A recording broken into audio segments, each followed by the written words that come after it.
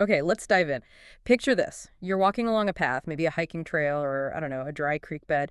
You step right over a rock. Looks completely ordinary, kind of dull even, doesn't really catch your eye. You keep going, and you might have just walked right past a crystal, potentially worth millions. Exactly. And what's truly wild is, well, that rock wasn't just some random lump. It had this quiet signal it was sending out, a secret hidden in plain sight, or maybe more accurately, hidden in plain darkness. That's really the heart of this deep dive, isn't it? We've been digging into sources that reveal this incredible, sort of little known phenomenon. How can a simple rock look so boring, yet hold such, well, immense hidden value? And why on earth would it glow without any batteries or anything? Yeah, our mission today is to pull back the curtain on this whole thing. We want to uncover where these glowing stones are typically found, understand the science behind why they glow, learn what sort of treasures they might be silently pointing towards, and maybe, most importantly, think about what this teaches us about how we perceive value, in the world around us. Right, because based on the info we've gathered, it seems like the vast majority of people, like 99%, the sources suggest might walk right by this kind of hidden wealth, simply because they don't know how or where to look for it. But the sources we've looked at, they offer a kind of map. It's a really compelling idea. Mm, While so much of our attention gets pulled towards what's obvious and bright, yeah. nature often hides its most incredible riches right there in front of us, revealing them quietly, sometimes even in the dark. Yeah, it makes you wonder about those old stories, doesn't it? The sources mention these ancient beliefs, particularly in volcanic regions, southern Africa, that kind of area, that glowing stones were often found near rich deposits, diamonds, opals, rare crystals. hmm Was that just folklore? Or were people back then just more, I don't know, attuned to subtle signs that we, with all our modern distractions, just completely miss? It definitely raises a big question. Are we missing valuable opportunities, literally or maybe metaphorically, because we're just conditioned to look for what glitters in the sunlight, ignoring what might only reveal itself when things get, well, a bit dark? Yeah. Most people see a rock as just a rock, Yeah. lifeless, inert. But geology, the study of the Earth itself, it shows there's this whole dynamic universe inside, a potential treasure map, really hidden within. And part of that map, part of that subtle communication from nature, comes through something called mineral luminescence. That's right. This is the amazing phenomenon where certain rocks and minerals can actually emit light on their own, not just bouncing light back, but actually producing it. It's pretty incredible. Okay, so what kind of glow are we talking about here? The sources mentioned a few different types. They did. The main ones are fluorescence. That's where the mineral glows while you're Hmm. shining a specific light on it, usually ultraviolet UV light. Okay.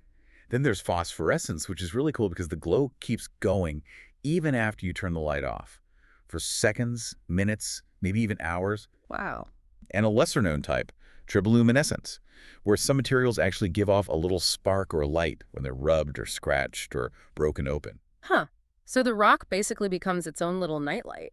What kind of minerals can actually do this in a way we can see?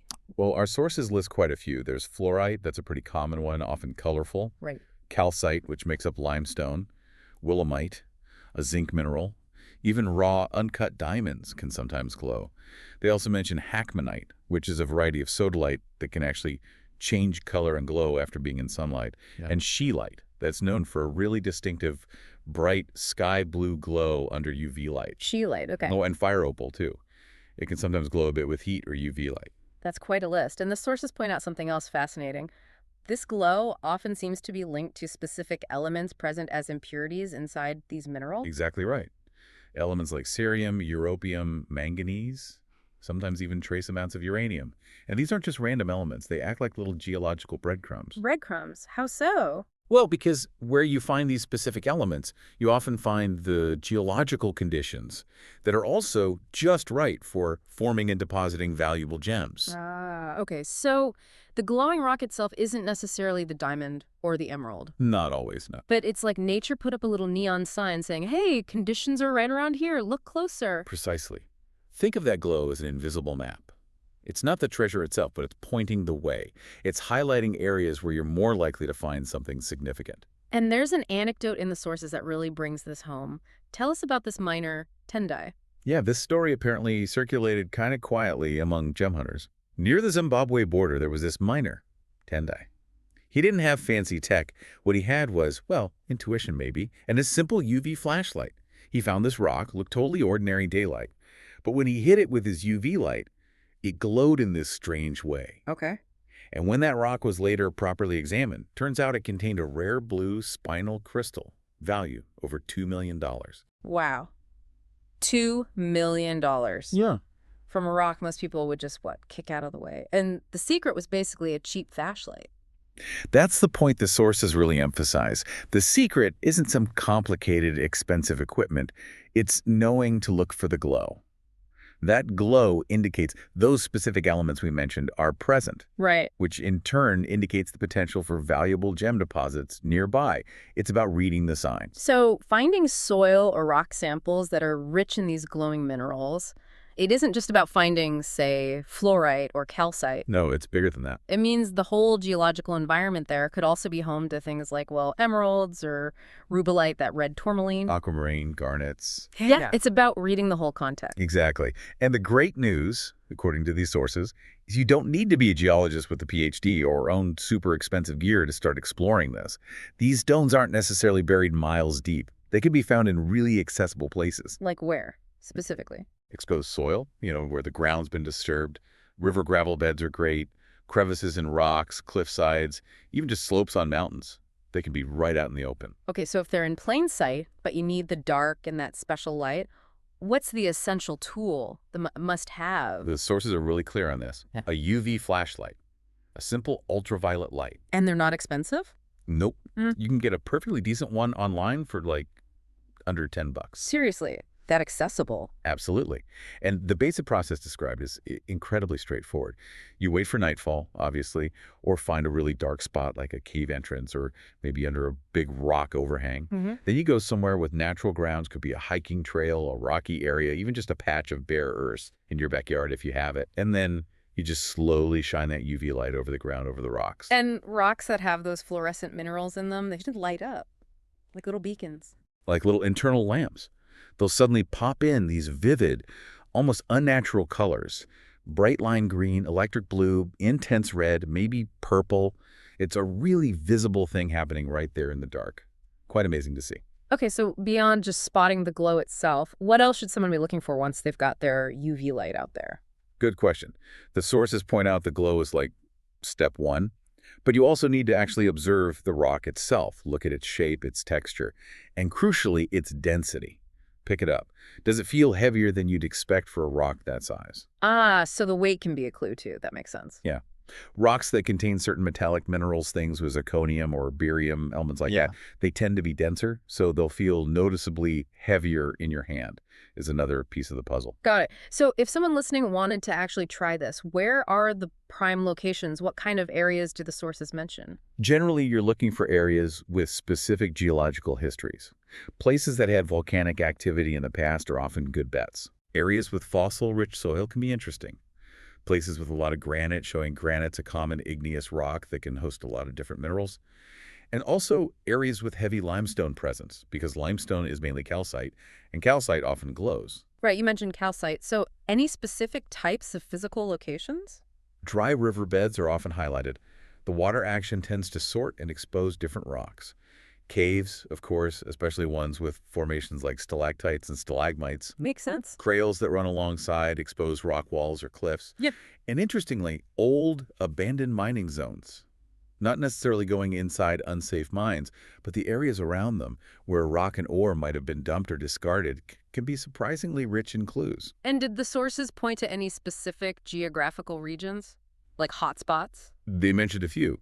In the U.S., states like Arizona, Utah, Nevada, Montana came up as having good potential for various mineral finds, including fluorescent ones. In Canada, the Bancroft region in Ontario is apparently famous among collectors, like a mineral capital known for fluorescence. And places like Australia and South Africa, just because of their ancient geology, the odds of encountering these kinds of indicator minerals are generally higher there. Okay, so UV light, find a dark spot, check the ground, note the glow color, check the rock's weight and feel.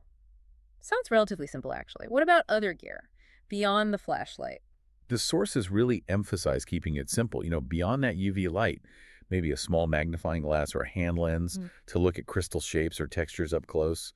A little rock hammer could be useful, maybe to chip off a small fresh surface to check or test hardness, and some bags to collect anything interesting you find. Right. But honestly, the sources suggest the most important tools aren't fancy gadgets. They're a trained eye, learning what to look for, and just the willingness to actually look where most people don't bother. And how do you tell if that glow is the real deal, actual mineral luminescence versus just, I don't know, a shiny bit of something reflecting the light back, like a Yeah. piece of glass or maybe some mica? Yeah, that's a crucial distinction to make. The sources give a couple of tips. One is to look for what they call glow persistence. Mm. A genuinely fluorescent or phosphorescent mineral will usually maintain a steady, sort of internal-looking glow, even if you slightly move the angle of your UV light. Okay. A reflection, on the other hand, will usually flash or wink out or change drastically as the light source moves. It's more superficial. Yeah. Also, the colors of true luminescence, those really intense greens, blues, reds, they often look kind of unnatural compared to just a surface shine. Right. That makes sense. And if you do find something that looks interesting, glows weirdly, feels heavy, how do you figure out what it actually is? Not everyone's a mineral expert. No, definitely not. Yeah. But you're not on your own. There are actually some great resources available now. There are smartphone apps with mineral databases. You can sometimes identify rocks just based on appearance, location, properties you observe. And online communities are fantastic. Collector forums, Facebook groups, subreddits dedicated to rock hounding or minerals. People post photos of their finds all the time and get help from really experienced enthusiasts. It's a great way to learn and, train your eye over time. But the glow from the mineral itself, that's not the only sign nature leaves, is it? The sources talked about a whole system of clues, like a bigger picture. They absolutely do. The glow is maybe the most dramatic indicator, but it's just one part of what you could call nature's layered map. There are other, sometimes even more subtle, signals to watch for. Like what else? Well, sometimes the soil itself can have a very faint diffuse glow, often due to a mix of different minerals, maybe including natural phosphorus compounds.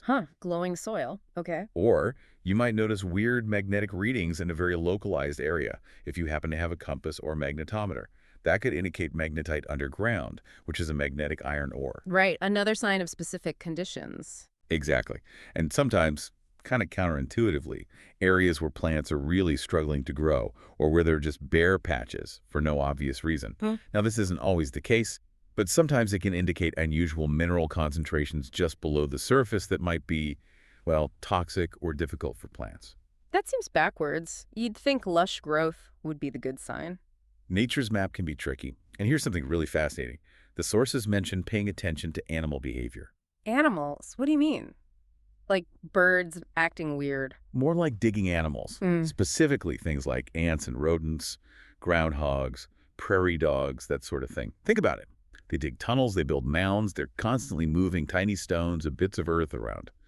And sometimes, in doing that, they inadvertently bring small crystals or interesting mineral fragments up from deeper down, right to the surface where you might spot them. Wow. So even the ants could be like pointing you towards a hidden gem. It's possible. It all comes back to being sensitive and observant, connecting these different signs, maybe a faint glow here, some unusual soil over there, the rock's physical feel, the surrounding geology, maybe even noticing that weird barren patch or what the local ground squirrels are kicking up. Yeah. It turns the whole thing into this dynamic puzzle. It suggests finding these things isn't just about blind luck. It's about learning to read this subtle language that nature uses to highlight potential treasures. You know, listening to all this, it really feels like it goes beyond just literal rocks and minerals. It sounds like there's a metaphor kind of woven through these sources. I think that's absolutely right. It naturally leads to that deeper question, doesn't it? How many opportunities, how many forms of hidden value or potential do we overlook in our own lives? Simply because they don't look shiny or obvious right on the surface, like those ordinary-looking stones that might be hiding millions inside. And that idea of the stones needing darkness to really reveal their glow, it feels very connected to how our own personal hidden riches, you know, our resilience, our deep strengths, our creativity maybe, often only really become visible, only truly glow when we're going through challenging times, difficult times, the dark times. Exactly. So this idea of seeing in the dark, it isn't just presented as a physical skill for finding glowing rocks. It's framed more as a choice, really, a decision to consciously train your perception, to look beyond the superficial, to find value in things or people that others might consider unremarkable or even messy, to actively seek out beauty and potential, even in apparent disorder. So this whole journey isn't just about potentially finding cool rocks, is it? It's maybe about fundamentally changing how you see the world around you. Once you start looking for hidden beauty and value in the ground beneath your feet, maybe you start seeing it in people you overlooked or in places or moments you used to just walk right past without a second thought. I think that's the core idea, and it's quite powerful. Ordinary appearances can conceal extraordinary value. That seems to be true for rocks, and, well, perhaps is true for much more in life. The world's real wealth, maybe its deepest beauty, is often hidden in the details, in those subtle signals that our fast-paced, noisy modern lives tend to train us to ignore.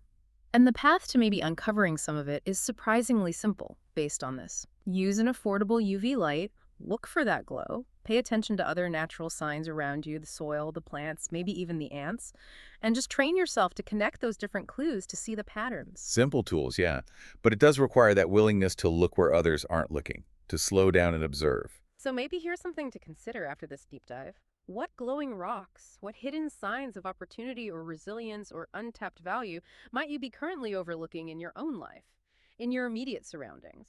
Could training your eyes to see what others miss to look differently, maybe even look more closely when things seem dark, could that be the key to uncovering unexpected treasures? Whether they're actual sparkling gems or something much more personal and meaningful. Maybe start noticing the ground beneath your feet a little more and all the subtle signals that nature and maybe life itself might be sending your way.